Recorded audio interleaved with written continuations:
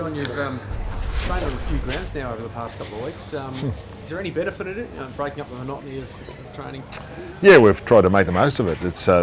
We've been really blessed. The Victorian clubs have been fantastic to be able to allow us to train on some of their grounds. So we've been having a look at some of the suburban grounds around town and understanding some of the history of that, and now we're obviously here at Essendon today. So we're fortunate that the Victorian clubs have been great in allowing us access to some facilities. What are you preparing for over the next few weeks, given the COVID stuff happening in Sydney at the moment? Just take it day by day. That's all we can do. Things change so quickly that we're just sort of focusing on our footy. We're trying to make sure that the families and loved ones are supported as much as they can back in Sydney. We feel for them that are in lockdown. So that's all we can do is try and support those back home still, and the club's doing as good a job as they can do with that, but also understand that we've also got a job to do down here. Is there a reality sort of sinking in a bit that you may be here for a longer spell than what you were anticipating? Well, it's really, you've just got to be really mindful in these situations that you don't spend all your time thinking about the what ifs. You can spend a lot of energy thinking about the what ifs. We trust that the club and the AFL are doing all they can to be able to come up with solutions to get us home, obviously, first and foremost, but outside of that, to be able to support our families and loved ones back home. So they're trying to get their best to be able to do that, and that's what we've got our faith in. If it's needed, I mean, would you stay here as long as you needed to stay, even if it meant for the rest of the season to get there? Well, I think we just got to be. I'm sort of a bit reluctant to talk about the what ifs, because you do have to be careful that you don't project too far and spend a lot of time thinking about too many what ifs, because things change so quickly. The club and the AFL are doing a good job sorting through the what ifs and doing whatever they can to be able to go through the changing situations that are presented on a daily basis. So that we leave that to the club. I mean, we'll do what we have to do, but we also understand that every situation of our players and staff are different. You've got some with families, young kids that in some instances didn't even get to say goodbye. We only had a couple of hours notice and didn't get to say goodbye to family. Right through to some with partners, to others that are single and living by themselves. So everyone's a little bit different. So it's not exactly a one size fits all solution, other than the fact that obviously the best solution would be to get us back. Have you noticed the mood among the players? I mean, are they quite comfortable at the moment with things just being in Melbourne? Yeah, once again, everyone's different, and you've got to respect the fact that everyone has different circumstances. There's not a one size fits all. It's just understanding that everyone will be a bit different, and you move with that. And our players so far have been terrific, focusing on what we can control and making sure that we're looking at what's in front of us. And we did it last week. We've got the doggies this week. We're looking at that, but they're also understanding. They're talking to loved ones back home and just making sure that they're in as good a place as they can possibly be in pretty tough circumstances. How much of your group is actually from Melbourne, John? Is there? Oh, there's a fair percentage of the group from Melbourne, so that goes back to what I was saying, that everyone's a little bit different, and you have to respect everyone's different circumstances. And some of the guys are using the opportunity to catch up with family, whereas other guys have got family back home in Sydney. So everyone's a bit different. Winning helps. Yes. Yeah. We were really strong, obviously, last week, and played a really good 4-quarter game, and this week we've got the doggies. So it's another great opportunity for our team to come up against one of the best teams in the competition this year. So we're looking forward to that. What did the review show up, John? Given I guess the positives, weighing the positives up versus a team that was pretty off their tucker. Well, I think we just played most facets of the game pretty well. We didn't spend an enormous amount of time reviewing it. We just went through it and acknowledged the things that worked and still found some things that we can get better at. And then we moved on to the doggies pretty quickly. And we know that we saw them play against the Eagles a week before. They played really strongly in that game. So, we respect what they're able to do. Their midfield is outstanding. It's got great depth. We're aware of the challenge in front of us, but we're also looking forward to it. We've got some young players now that are really looking forward to these opportunities that they're presented with and playing playing against quality opposition in big games. Bulldogs about as big a scalp as it gets this time of year? Well, I mean, every week's a new challenge. Yeah. So the Doggies are just a good team, and so we don't differentiate between the scalps. They're all important, and we've got to make sure we respect what the Bulldogs do, but also bring what we do and concentrate on what how we'd like to play. That's really important. The headlines in Melbourne over the past 24 hours has been the debut of Tamara Ugle-Hagan. Perhaps we haven't seen such anticipation around a debutant since maybe Jack Watts back in 2009. Do you feel like, and on that night obviously Collingwood ragdolled him, physically tested him, is there any merit in taking that approach to a young forward? We'll play all the opposition according to how we need to play them. I mean, there's outside talk and noise. We don't get caught up in that. We respect what he's able to do as a talented young player.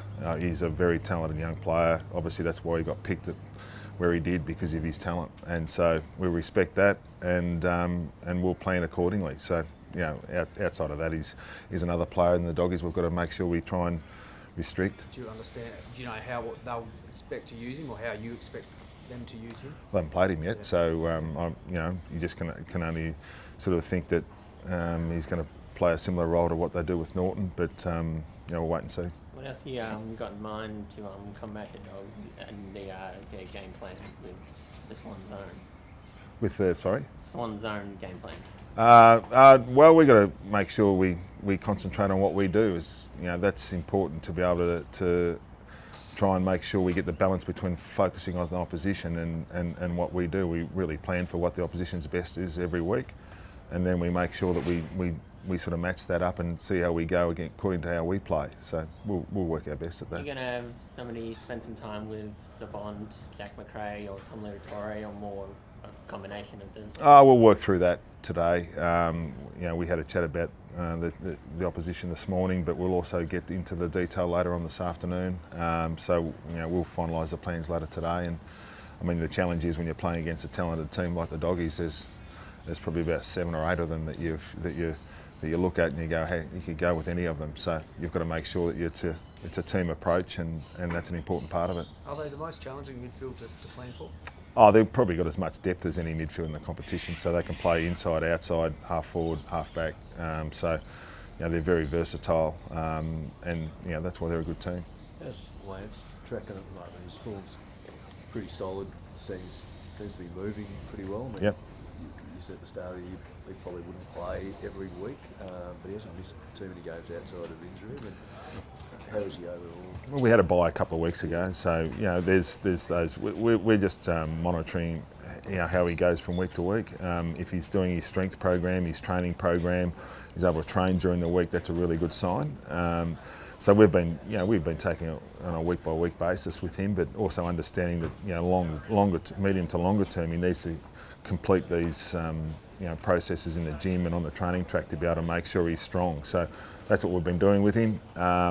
And that's what we'll continue to do for the rest of the year. We'll just keep an eye on him. So far he hasn't missed any of those sort of, he's been able to train fully in between games? Yes he has. He's been able to do what he needs to do. So he doesn't do all the sessions every session, and he doesn't do every minute of those sessions. So it's all been part of the plan for him, but he's been able to do what he needs to do. You can understand at 34 that you're not going to do every minute of every session, but he's been able to get out there, particularly early in the week, which has been a good sign.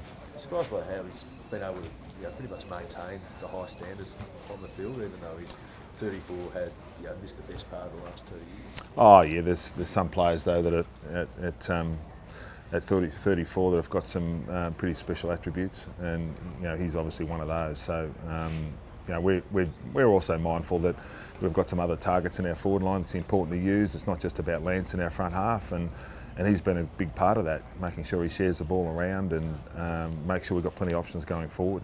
Joel Amarty's one of those kids coming through. Have you seen his development? Yeah, he's been pretty good. He's played just the 5 games, so he's going to have those moments when he's still learning about the game. But he's been important just to be able to provide a target in our front half, and he can go in the ruck and gives us another look there. But obviously at 5 games he's still learning the game, but he's provided an important target for us at times as well, which has been really beneficial. Must be pretty happy with Kinnear, who keeps finding these players from go, not just high draft picks, but from the rookie list? Yeah. I mean, obviously, I've been fortunate. We've been working with Kenny for a long time, and he's been able to get some at the top of the draft, or the middle of the draft, the back of the draft. And that's been probably our main avenue. Obviously, over the last few years, we haven't done a lot of trading, so it's been important to be able to fill holes in our list through the draft, and that's been our main tool over the last few years, and that's been a challenge. But Kenny's been so far pretty good at it. Has Joel exceeded your expectations in terms of the impact he's had in games? I mean, not just playing his role, but sort of having a real impact. Well, he's been around for a few years, but he's had some injuries, and that contributes to trying to get him through in a development sense. And last year, being on in the hub and only doing the scramble games, and so he needed that affects your development as well. And then this year, he's able to get a decent pre-season into him, and then that makes a difference. So we always thought he had the talent, but it's one thing to have the talent; it's another thing to put it together. And we needed some more training, some continuous training in him to be able to get him through. And once again, he's at the very start. He's still got some ups and downs to go through. He'll still learn a fair bit as the weeks go by. You're more inclined to say, given the depth that the Swans have, rest a couple of the younger blokes in the lead up to the final weeks of the year, like if they're not pulling up a little sore? It'll be a case-by-case situation. So, Errol Goulden missed a number of weeks.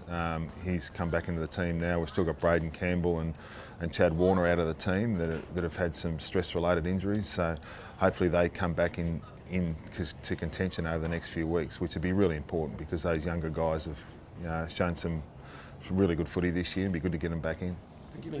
It's been good having this added depth because this one's had a fair few injuries last year.